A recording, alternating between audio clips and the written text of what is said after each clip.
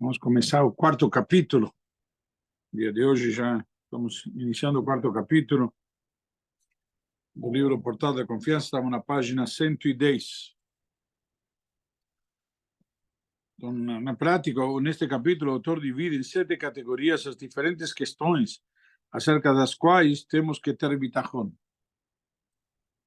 Apesar de todas as 7 exigirem bitachon, veremos que a forma de ter bitachon difere de uma da outra. Já na prática, nós vamos na vida nos esforçando e treinando para ter bitachon, mas cada maneira que atingimos esse nível é diferente. Então, as 7 áreas em que temos que ter confiança em Deus. Quais são as 7 áreas?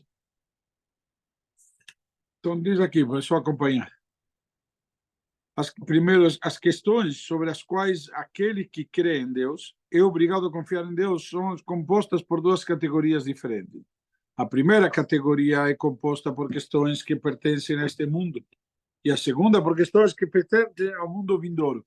Ou seja, não todo, muitas coisas, como a gente fala, vai ter recompensa no mundo vindouro. Já tenho que acreditar nisso daqui, tenho que ter confiança que vai existir um mundo vindouro. Então ele nos diz, a primeira categoria, que são os que pertencem a este mundo, pode ser dividida em 2 subcategorias. A primeira, então, subcategoria consiste em questões mundanas que beneficiam a pessoa neste mundo, ao passo que a segunda consiste em questões mundanas que beneficiam a pessoa no mundo vindouro. Ou seja, como a gente fala, tem a perot bolamazeia, querem cair de loramavá. Tem os 2 níveis que você pode ter. Então, ademais, a subcategoria de questões que beneficiam a pessoa neste mundo também pode ser dividida em 3 categorias.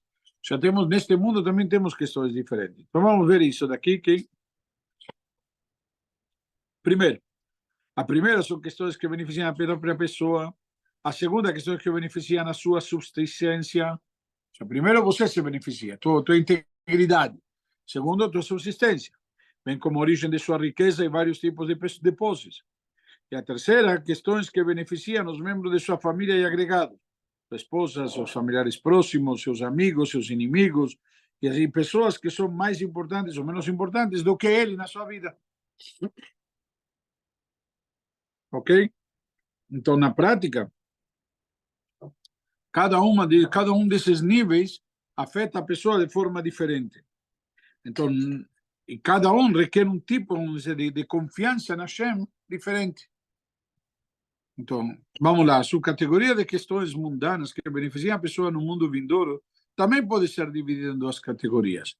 A primeira, deveres do coração, que são as mitzvot realizadas literalmente com os órgãos ou partes do corpo que pertencem apenas à pessoa e não beneficiam ou prejudicam a mais ninguém, que são deveres do coração. O amor. Por exemplo, amor a Deus, amor ao próximo. Certo? Justamente.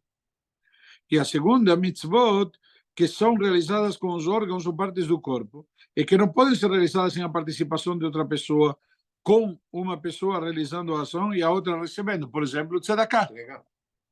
Então, tenho que ter alguém que receba. Eu não posso cumprir a mitzvah sozinho. Consolar um enlutado, tem que ter um enlutado. Ou visitar um doente, tem que ter o doente, e assim por diante. Então, exemplo de tais mitzvot: caridades, atos de bondade, ensinar a Torá, instruir outras pessoas a fazer o bem ou as alertar para não fazer o mal. Todo esse tipo de mitzvot que tratam o quê? A interação com o próximo. Tem um livro? Não tem livro, só ler junto.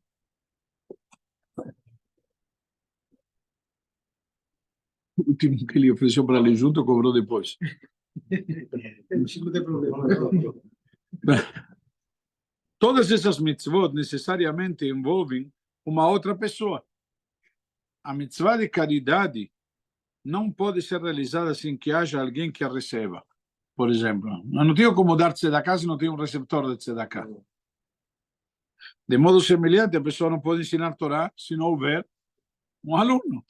Ou seja, na prática, são tipos de mitzvot que você precisa para cumpri-las do próximo. Inclusive, grande parte das mitzvot foram dadas para quê? para colocar e trazer shalom no mundo, para justamente a gente poder incentivar, motivar e propiciar mais fraternidade. Na última portinha em cima, tinha outro Não, dia. mas ia dar para ele, que esse aqui eu tinha. Mas na última portinha tinha não sei de quem.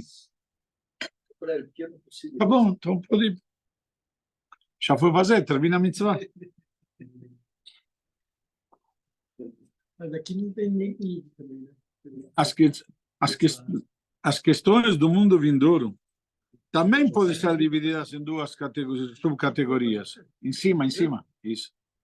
Tem duas subcategorias. Uma delas, a recompensa, já que a pessoa recebe no mundo vindouro, merecida por ela em virtude de suas boas ações neste mundo. Já você faz neste mundo e recebe a recompensa, como a gente fala, querem cair do Olam Haba. E em segundo, o bem que a pessoa recebe no mundo vindouro devido à bondade do Criador.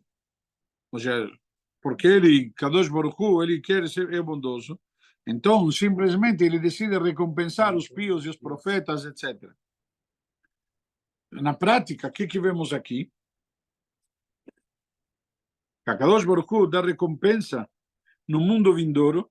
Essa recompensa é estendida em virtude dos bons atos da pessoa neste mundo. Então, tem a compensação direta. E outra que a gente dá a mais. Ou seja, tem uma criança vai no mercado. Então, vai no mercado todo dia comprar para a mãe. Então, ele compra isso, compra aquilo. E aí, depois, o dono do mercado dá para ele 2 balinhas de presente. Comissão. Não, ele dá de presente, sabe? A criança dá 2 balinhas. Aí, outra criança estava lá, não comprou nada. Falou, também quero 2 balinhas. Peraí, o presente eu te dou porque eu quero, mas você é um cliente, então eu quero te agradar. É um agrado que te dou a mais. Você não pode me cobrar o agrado. E o agrado é uma coisa que você faz, vamos dizer, você adquire, de alguma maneira, se torna merecedor de forma indireta. Então, também indivíduos especiais, que em decorrência de sua forte devoção a Deus, são recompensados de uma maneira não comensurável com seus atos. E esta recompensa provém da bondade divina. Ou seja, é o dono da quitanda que decide dar 2 balinhas. Acabou? Ele dá por quê? Porque ele quer dar. Exato. Ele vê a criança, será? Ele se motiva, a criança vem todo dia, ele ajuda a mãe, de alguma maneira ele se sente motivado por isso.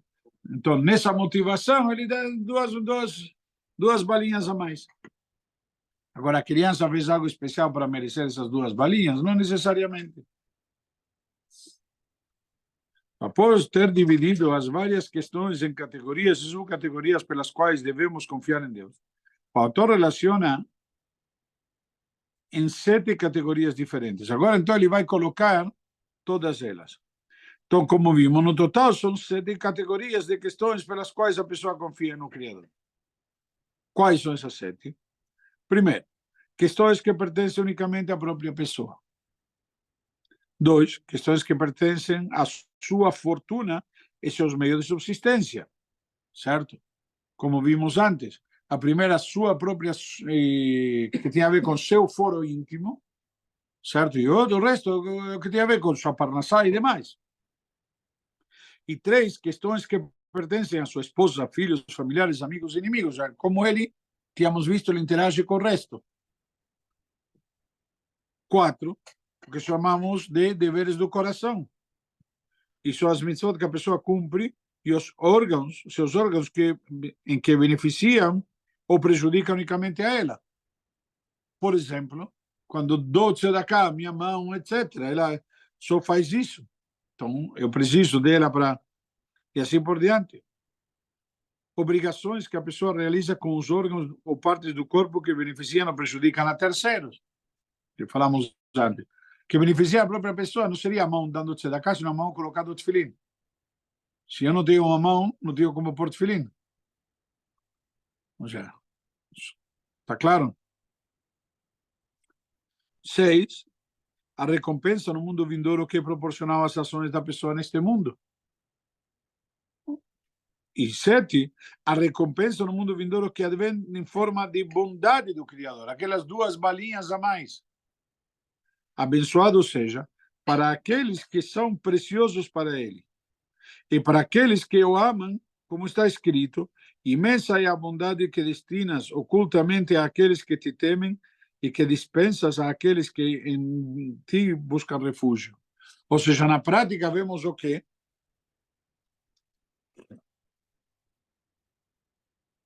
Que na verdade a Kadosh Baruch Hu, simplesmente ele tem carinho especial porque para o tzadikim, ou seja, ele, que nem vimos o exemplo do dono da quitanda que dá 2 balinhas para a criança, ele passa a ter carinho por essa criança, ele vê a criança, puxa, vem todo dia fazer compras para a mãe, etc. Ele queria uma empatia, certo? Então, da mesma maneira, Kadosh Baruch Hu, com tzadikim, aquilo que você fez, por isso que tem categoria 6 e 7. Qual a diferença entre categoria 6 e 7? Categoria 6 são aquela recompensa você fez, trabalhou, vai ganhar salário. Você não merece uma bonificação por isso. Você fez o que precisava. Na hora que você bate metas, você se supera, você faz a mais, você inspira o quê? Uma bonificação. Então, eu dou um exemplo bobo. Um contador que chega à época, final de maio. Não estou brincando. Final de maio, ele tem que cumprir, tem meta. E tem um monte de declarações para fechar. Então, ele tem um assistente, um funcionário, sei lá o quê, no escritório dele. E ele simplesmente, o funcionário tem é difícil, mas tem a iniciativa e como chama, dele sozinho, proativo e trabalha mais horas para cumprir e tudo mais, e fazer tudo bonitinho e em prazo. Ele se esforça a mais do que o normal. O que você faz com esse funcionário? Demonstra a tua gratidão e teu reconhecimento. Além de pagar o que já lhe corresponde por ter trabalhado o que ele fez, mas você dá para ele o quê? Um reconhecimento. A mais. Por quê? Porque ele se esforçou a mais. Da mesma maneira, Kadosh Baruch Hu se comporta conosco. Na hora que nós nos comportamos a mais, a gente também se comporta mais. E isso que nos mostra aqui. Tem a categoria 6, o que você fez por merecer.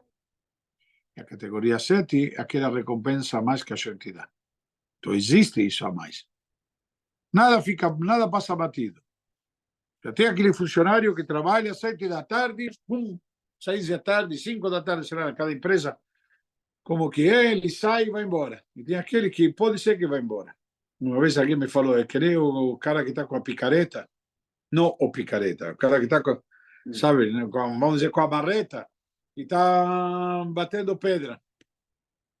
Aí ele levantou a marreta para bater, tocou 5 da tarde. O que ele faz? Solta a marreta. Ele não aproveita e dá. Já está aí. Acabou. 5 da tarde, solta. Entendeu? Então, Isso é funcionário público. Isso é funcionário público. Isso não é funcionário público. Isso é índole da pessoa. Entendeu? Tem pessoas que simplesmente vestem a camisa e outros que não vestem a camisa. Então, essa é a diferença aqui. Vamos dizer aqui. O cara que soltou a marreta, ele vai ter a recompensa do que fez. Mas o cara que ainda deu a martelada a mais, provavelmente vai ter um reconhecimento.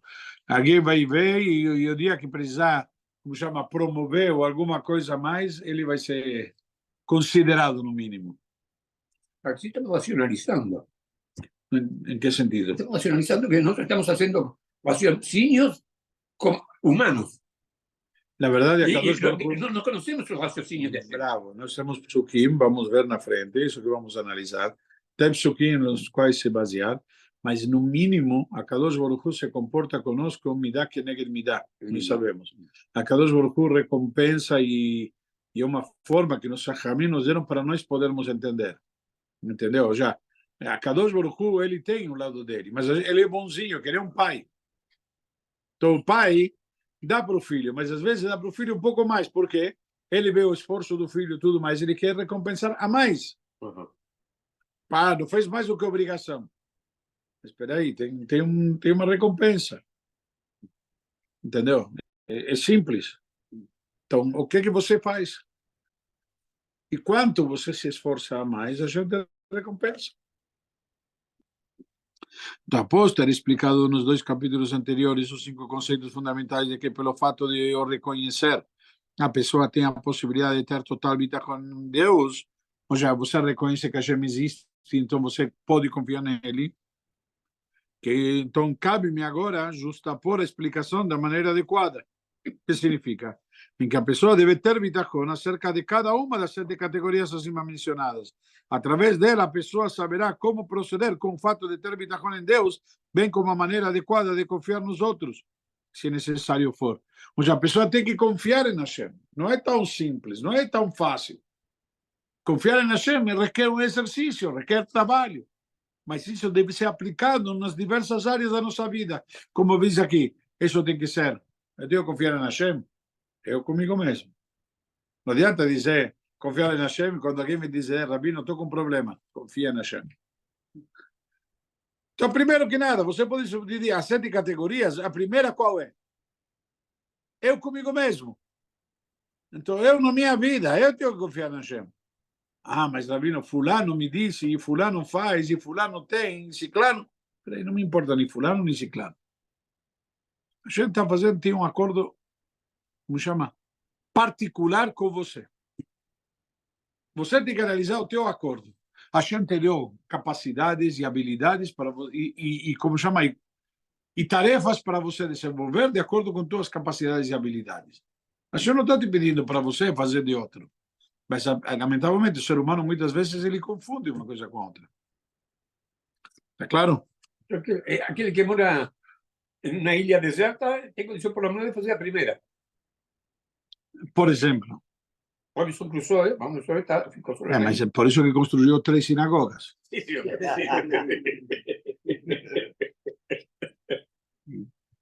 Então, o que diz respeito a você é determinado por Deus. Contudo, cabe a você tomar iniciativa. Então, na prática, Kadosh Baruch Hu nos dá a cada um de nós a possibilidade de fazer. Temos livre-arbítrio, mas a gente diz o quê? Você começa, você tem a iniciativa. A gente já te deu a vida, a gente já te deu a saúde, a gente já te deu as condições, ou alguma condição para você fazer. Você é responsável do que você faz ou fará. Isso cabe a você. E não adianta você também envolver os outros ou se comparar ou trazer uma referência nesse sentido. Então, mencionarei agora, como explicado da primeira das 7 categorias, com a explicação da primeira das 7 categorias, quais delas, que são acima mencionadas, consistem em questões que pertencem unicamente à própria pessoa. Sua vida e sua morte. Alimento para sua subsistência, vestuário, abrigo, saúde, doenças e traços de personalidade que são necessários para que ela possa funcionar bem. Ou seja, eu preciso. O que significa traços de personalidade, inclusive? Interessante. Traços de personalidade. Então, o que eu faço para tentar melhorar? Eu tenho traços de personalidade. Se eu vejo que na minha vida não me vai muito bem, tem que começar a melhorar. Tem que fazer teshuvá, tem que corrigir, tem que aprimorar, tem que se superar, enfrentar diversas limitações que pode ter. Então, no tocante a cada uma dessas questões, a maneira adequada pela qual a pessoa deve confiar em Deus é se entregando em todas ao que foi determinado pelo Criador, que é a maneira pela qual ele decidiu conduzir-se com ela. Então, primeiro que nada, tem esse lado. Então, a pessoa deve confiar em Deus, abençoado seja, e reconhecer que nenhuma dessas questões se torna realidade, a não ser que Deus tenha predeterminado que a mesma é apropriada à pessoa, tanto neste mundo quanto no mundo vindouro, e que tudo no fim será para o bem.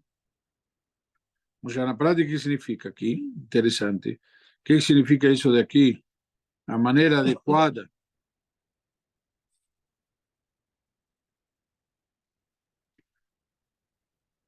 que a gente determinou. Então, diz apropriado à pessoa, tanto neste mundo quanto no mundo vindouro. Ou seja, se uma ocorrência parece ser negativa, ela é ela o é certamente, perdão, apenas neste mundo, temporariamente.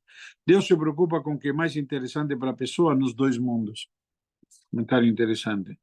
Ou seja, Deus sabe o que é melhor para você agora e depois. Nós, os seres humanos, somos muitas vezes que não somente limitados, imediatistas. Você come algo que te faz que você gosta agora. Ah, se depois vai fazer mal, sei lá o quê, depois toma um omeprazol, alguma coisa assim, acabou. É que nem a pessoa tem baixa tolerância à lactose, ele toma um Lactaid e aproveita e curte. Então, na prática, quando diz aqui, somente quando o bitachon da pessoa é total e ela sabe que os vários meios mediante os quais se pode conseguir o sustento são todos provenientes de Deus. A confiança e dependência em outros não entra em conflito com o bitachon. Por quê? Eu não dependo, não tenho que agradar meu patrão. Eu não tenho que agradar o vizinho, não tenho que agradar meu cliente, tenho que agradar a quem? Hashem.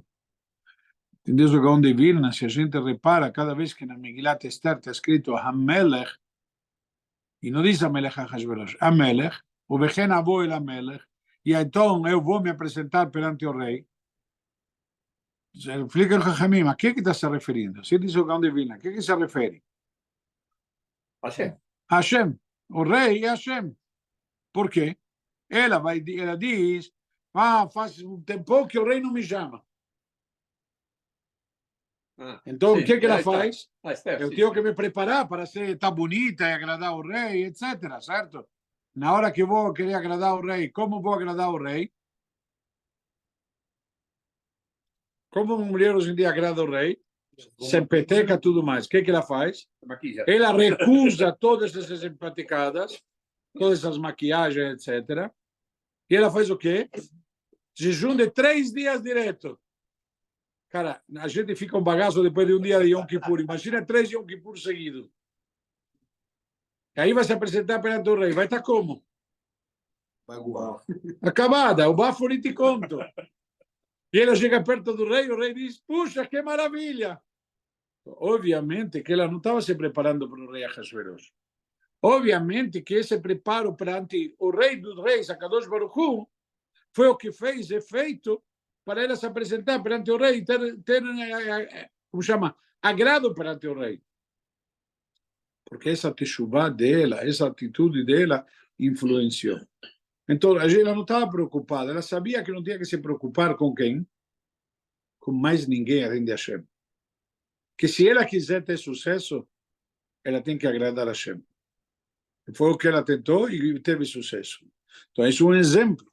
Por esta razão que nós devemos sempre... Mensagens ocultas a Nistarot da Megillah. Tem várias. Sim, por isso. Mas, na verdade, isso daqui é uma mensagem muito clara, uma lição para nós, justamente de vermos, como chama, de forma muito tangível, que quando nós estamos vendo aqui, a quem temos que agradar é justamente a Hashem. E isso e a Hashem já te coloca situações pelas quais você vai poder agir ou não. Isso que diz aqui nesse parágrafo. Por essa razão que nós vemos, inclusive, quando Mordecai vai e exorta, chama Esther para ela participar, o que ele fala para ela? O meu Deus casou na Malchut. Quem sabe se talvez para esta hora você chegou ao reinado. Não faltavam moças que quisessem ser rainhas. Não faltavam moças que estivessem a fim de ser escaladas e se empetecavam e tudo mais. Esther recusou tudo, ela não fazia questão. E mesmo assim foi escolhida. Peraí, aqui temos o quê? A mão de Deus. Então, talvez a gente deu, como diz aqui, todo premeditado que a mesma é apropriada à pessoa. Essa situação é apropriada para você. Isso que Mordecai falou para Esther. O meu Deus lá casou de la Malchut. Ok? Então, na prática, a pessoa deve entender também que se Deus se conduz de igual maneira acerca de todas essas questões, de modo que conselho ou comportamento algum que seja proveniente de outro ser poderá ajudá-lo, a menos que seja com a permissão de Deus e de acordo com o seu decreto de julgamento. Ou seja, qualquer coisa que te acontece, mesmo um conselho, alguma dica, alguma coisa, vem de Hashem. Então, da mesma maneira como a pessoa entende que nenhum outro ser tem poder sobre sua vida ou sua morte, ninguém tem direito. Se algo te acontece, é porque Hashem queria. E se não te acontecia dessa maneira, te acontecia de outra. Se não era por essa pessoa, era por outra. Sim, Hashem prepara isso. Então, não entiende. Sim, que Hashem prepara os caminhos da pessoa. Então, os passos da pessoa. Então, suas enfermidades... Perdão. Ninguém tem outro poder sobre sua vida, sua morte, suas enfermidades ou sua saúde. Então, você tem saúde graças a Hashem. O médico, eventualmente, é um intermediário da Hashem. Rashi comenta na Torá, quando diz que Ani Hashem Rofecha, Kol HaMachalá Shesamti B'Mitzrayim Lo Osim Alecha, que Ani Hashem Rofecha, pois eu sou Deus que te cura. Então diz Rashi lá, em nome do Talmud, que é Mikal Nitna Reshut LaRofé LaRapot. Aqui que deu Deus o poder ao médico, aliás, o direito, a possibilidade ao médico de curar. É só que te cura, mas através do médico. Hashem estabeleceu essa regra no mundo. Então também entende que nenhum ser tem qualquer controle sobre sua subsistência, sobre quaisquer de suas outras necessidades, suas roupas e tudo que diz respeito ao seu corpo. Ou seja, quando eu estou analisando a minha própria integridade, a minha integridade depende de quem? De Hashem. Se eu tenho isso claro, então está tudo tranquilo. Ok? Então, o verdadeiro bitachon significa entender que, mesmo se parece que os outros têm influência sobre a subsistência e as necessidades da pessoa, de fato, tudo está nas mãos de Deus. Tudo está nas mãos de Deus e ninguém pode ter qualquer influência que seja sobre seu sustento e suas necessidades. Então, tudo depende de Hashem, a não ser que Deus assim o tenha predeterminado. Então, ninguém vai te prejudicar, ninguém vai tirar nada de você. O que está garantido a você é teu. Então, se alguém te deve dinheiro e não te paga, Hashem que tirou de você. Ele foi um meio. É difícil. É difícil a pessoa admitir isso e chegar nesse nível. Então, o autor agora retorna para elaborar em maiores detalhes o tópico de Ishtadlut. O que significa Ishtadlut? Empenho, a dedicação. Assunto este que foi discutido no capítulo 3, afirmando que mesmo aquele que confia plenamente em Deus precisa também empenhar-se em seguir os meios naturais que o irão beneficiar. Ou seja, Kadosh Baruch Hu estabeleceu nesse mundo regras. Quais são as regras? Que se eu quero alguma coisa, eu tenho que lutar para isso, eu tenho que trabalhar para que isso aconteça. E não adianta dizer, por exemplo, eu quero me curar de uma doença, então vou ficar esperando Deus vai me curar. Não, a Hashem estabeleceu uma regra que você tem que ir no médico, tomar medicação e seguir o tratamento. Isso faz parte. Então, contudo, juntamente com a convicção de que da pessoa, de que todos os seus assuntos estão completamente sob a jurisdição dos decretos do Criador, que seu nome seja exaltado. E dois, que tudo que o Criador determina para ela é a melhor opção possível. Então, confio na Hashem. Que se algo não deu certo agora, porque é melhor que não seja agora. Não estou pronto para isso. Essa pessoa também é obrigada a se empenhar para ir atrás dos meios que a irão beneficiar e escolher aqueles que lhe pareçam ser os melhores. Deus, entanto, fará que ele o que ele já havia decretado. Então, na prática, você vai ter uma opção no teu caminho e a opção não dá certo. E não chamar, talvez é porque Hashem não está no momento, ou Hashem ainda tem uma opção melhor para você. Tem que saber confiar nele. Alguém nasce numa condição já pré-existente. Por exemplo, alguém que nasceu no Congo, tem fome, tem guerra, tem doenças, tem estupros, tem tudo que há de pior. Assim. Na verdade, o livre-arbítrio dele é diferente de alguém que nasceu... Occidente. No, não é, porque eu não acho que o livre-arbítrio dele é diferente. Não, Ele está em outras condições ou onde tem... então alguém que nasceu no... Ele não conhece outra... no- Perdão. Ele não conhece outra realidade. Sim. Para você, que você sair desta sociedade e ir nessa sociedade vai ser um choque. Para ele não conhece outra realidade. Isso é o normal e o natural dele. Então, mas vamos dizer que o livre-arbítrio ele já está, vamos dizer, pré-direcionado. Vamos dizer, alguém que nasceu não na existe, favela, não é verdade. O livre... Condições adversas. Calma, calma. Então, acho que ou eu não estou entendendo você ou você não está entendendo. Uma coisa não está clara. O que significa para você livre-arbítrio? Livre-arbítrio é a pessoa ter liberdade de opção, o que ele vai fazer da vida. Então, ele tem isso, tem opção. Sim. Sempre. Mas vamos dizer que ele cresce numa condição que, vamos dizer, alguém que nasceu no Morro Carioca, perdeu os pais, já é cooptado pelo tráfico, já é não sei o que, não sei o que lá, ele meio que já Mas ele tem opções. afunilou. Ele tem opções. Para ele, que tem opções ele tem. Sim. E ele tem as dificuldades que foram dadas a ele, suas circunstâncias, e acreditamos que todo mundo que nasceu em circunstâncias tem as forças para lidar com essas circunstâncias. Entendeu? Obviamente, todo mundo acha que a vida do milionário é muito melhor e mais doce. E não necessariamente. Talvez ele fique invejando o schlepper, que tem liberdade de ir e vir, e não tem que mandar os guarda-costas primeiro e tem que avisar com 2 semanas antes onde ele vai querer jantar daqui 2 semanas. Você, na maior das hipóteses, pergunta se tua esposa se você está com fome e o que você vai querer comer. Entendeu? Ele não, ele tem que avisar 2 semanas antes o que ele vai querer comer. Você tem, é diferente. Eu não conheço a realidade porque nunca vivi nela, mas eu sei de pessoas que dizem, peraí, eu não tenho liberdade de ir e vir quando eu quero e como quero. E você sim. Então, cada um tem seu livre-arbítrio, suas realidades. Eu não acredito que tenha alguém que não tenha livre-arbítrio. Todo mundo tem livre-arbítrio. Essa dádiva que Deus deu ao ser humano. Mas não é isso que estamos falando. Entendeu? Está dizendo aqui que, na prática, você tem as condições para enfrentar os teus desafios.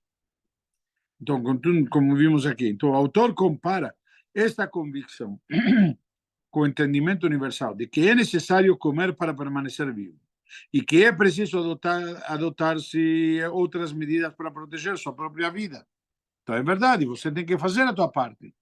Você tem que ser precavido, você tem que ser cuidadoso, entendeu? Você não vai fazer esportes radicais à toa. Para quê? Qual o sentido? Pela Torá, você não pode arriscar a tua vida desnecessariamente. Então, eu vou sair, vou andar de carro a 200 e poucos quilômetros por hora e na curva. Peraí, não tem nenhum sentido nisso. Ok? Então, da mesma maneira, a título de comparação, apesar de o fim da vida de uma pessoa e o tempo que ela terá de vida tenham sido fixados por decreto do Criador, é um fato, ainda assim a pessoa precisa buscar os meios para preservar sua vida. Talvez é o momento do fim da minha vida. Não, você tem que tentar se curar, você tem que tentar se cuidar. Então, tais como alimento, água, vestuário e moradia. Então, tenho que tentar viver num lugar seguro, tenho que me vestir com roupas que me protejam, tenho que comer alimentos que me alimentam e que me dão saúde, etc. Então, todos de acordo com suas necessidades. Então, quanto a estes, a pessoa não deve deixá-los por conta dele. Com palavras do tipo, se foi predeterminado por decreto do Criador que eu viva, ele então me manterá vivo. Ainda que sem alimento durante toda a minha vida, e eu não me empenharei em buscar meu sustento nem no meu trabalho. Não é verdade? Eu tenho que fazer a minha parte. Então, o que isso é necessário para conseguir um meio de subsistência que pague por meu sustento. Então, eu trabalho, na verdade, eu tenho que tentar conseguir o melhor trabalho possível, que melhor remunere e assim por diante. Porque dessa maneira vou poder ter uma qualidade de vida muito melhor. vou poder comprar um melhor troco, vamos dizer, vou poder propiciar uma melhor educação para meus filhos, o acesso a maiores estudos ou melhores professores e assim por diante. Então, eu tenho obrigação de tudo isso. Ok? Vamos parar por aqui. ¿Quién es el autor de este libro? Un buen día.